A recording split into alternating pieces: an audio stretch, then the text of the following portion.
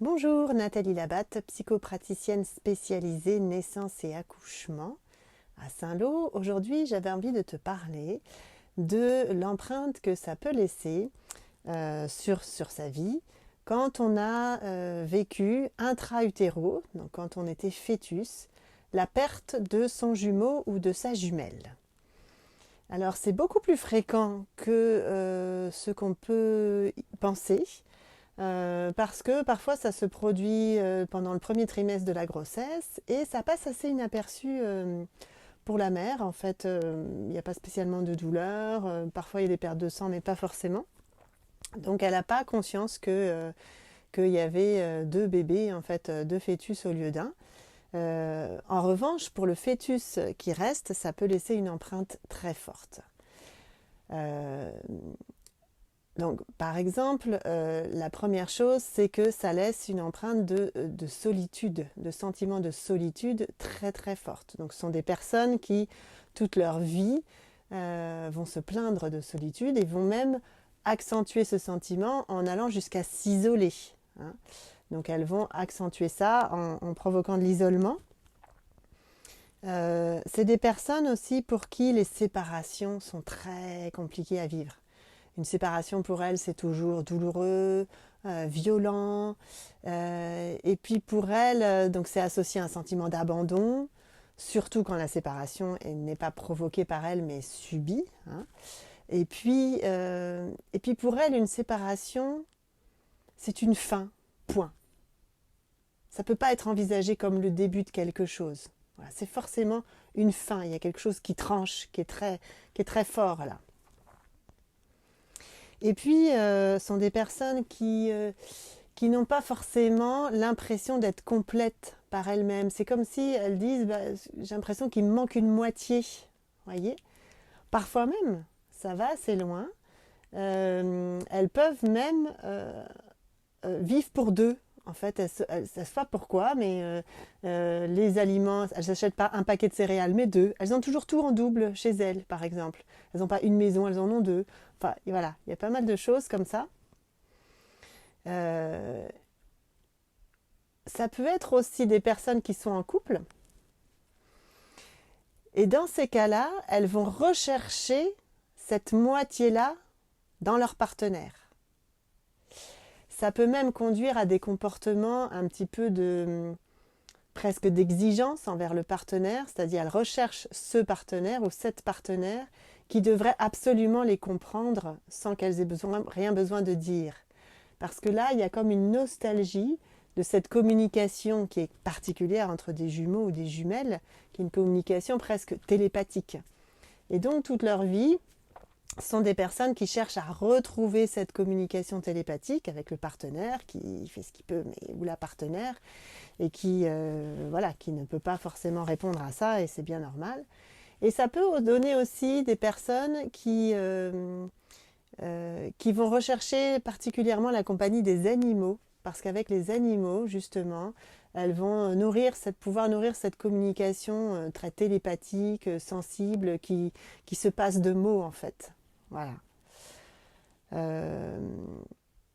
Alors, associé à ce vécu-là de départ d'un jumeau ou d'une jumelle, il peut y avoir aussi un ressenti de culpabilité.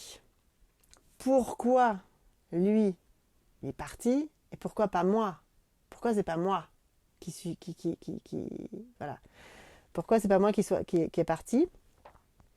Avec en plus, peut-être je lui ai pris sa nourriture, peut-être que j'ai pris trop de place.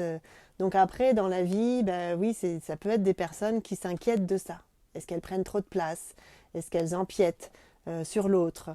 Voilà. Est-ce qu'elles mangent trop par rapport à l'autre? Donc ça peut laisser ce genre d'empreinte. Et puis, ce qui est associé avec et qu'on constate après, hein, tout ça, c'est des choses qui ont été retranscrites quand des personnes ont revécu depuis leur peau d'adulte ces moments-là. Il y a souvent une colère énorme, énorme en fait, qui est difficile à accepter, mais qui est là, presque de l'ordre de la rage. C'est-à-dire, mais mince, mais on était deux, quoi. On était deux, c'était ça le contrat, on devait arriver à deux. Et toi, tu m'as laissé tomber. Voilà, et quand la personne arrive à contacter ça, déjà ça permet de sortir aussi de la culpabilisation. Donc il peut y avoir ça donne des personnes, quand elles n'ont pas conscience vraiment de pourquoi elles sont en colère, par exemple, qui râlent, qu'elles sont tout le temps seules, et qui pour autant se maintiennent dans de l'isolement. Donc il y a une espèce de plainte d'être seules, et en même temps, elles ont des comportements qui maintiennent ça. Voilà. Alors, on peut avoir aussi, parfois on n'a pas cette info-là, hein, puisque je dis la mère l'a pas forcément vécu, mais si tu m'entends parler et que tu sens que il y a des choses quand même qui résonnent, on le sent, le corps y réagit, tu te reconnais un peu, alors ça peut te donner des indices. Autre indice possible aussi, si tu es une femme et donc tu as été enceinte, peut-être tu as eu pendant le premier trimestre particulièrement peur de faire une fausse couche. Déjà, ça peut être ça.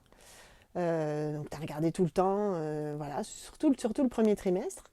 Et puis, peut-être aussi pour toi que tu avais particulièrement peur d'avoir des jumeaux. Voilà, pourquoi? Parce que tu disais, oh là là, mais les jumeaux c'est tellement particulier comme lien, s'il y en a un des deux qui part, ça va être juste atroce pour l'autre. Donc voilà, donc comment expliquer que tu aies cette pensée-là aussi forte en fait? Donc peut-être que c'est parce qu'il y a du vécu à l'intérieur, que ça résonne en toi et qu'au moment où tu es enceinte, tu te reconnectes à ce vécu-là. Et donc voilà, tout ça, ça ressurgit. Alors, si tu te reconnais là-dedans ou si tu as des infos, de toute façon, les informations, si vraiment on en a besoin pour avancer, elles finissent toujours par nous arriver d'une façon ou d'une autre, soit complètement de manière intuitive, mais ça devient une évidence, ou alors il y a un membre de la famille qui nous donne l'information.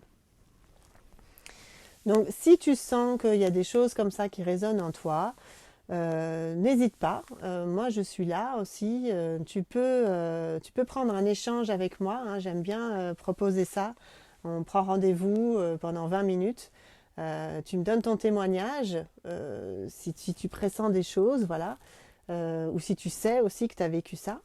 Moi, ça m'enrichit toujours ces témoignages. Là, quand je construis cette vidéo, il y a des personnes qui peuvent se reconnaître dans les mots que j'utilise parce qu'elles m'ont donné leur témoignage et donc ça me permet d'affiner encore ma façon de vous accompagner. Et donc moi, en échange, je propose toujours dans ces moments-là, soit une clé ou un éclairage pour toi. Donc c'est précieux dans les deux sens.